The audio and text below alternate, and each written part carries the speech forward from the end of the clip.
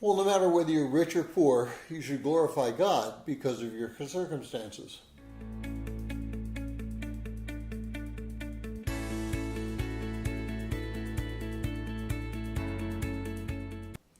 Well, if you're joining us today in this 6-day reading plan, today's reading is James 1, 9 through 16.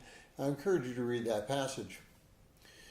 Well, given today's American culture, what James says in verse 9 and 10 is pretty hard to swallow.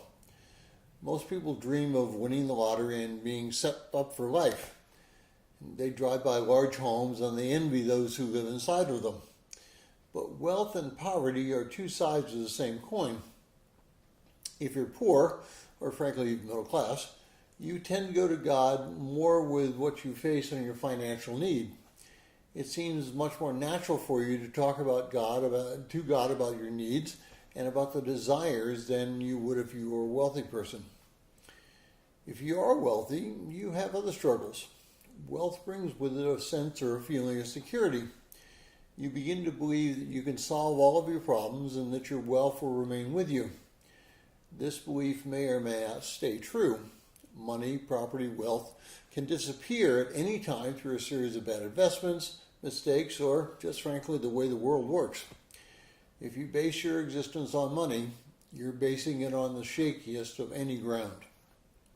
Therefore, you should humble yourself and recognize that it is God who has given you these blessings and gifts, and they are to be used for His message. Finally, James' message to all of us is a temptation to come from our lust. It may be a lust after money, position, power, name recognition, or sexual passion. And no matter what it is, our mind and our heart is causing us to go down that path. And because of that, we must be acutely aware of what we are thinking. And as soon as those thoughts arise in our mind, we should confess them and rely on Christ to bring us through the ordeal. Sometimes, the only thing that you can do is repeat a simple prayer, which has been around for centuries and used for centuries, to help overcome temptation and change your focus. The prayer is called the Jesus Prayer.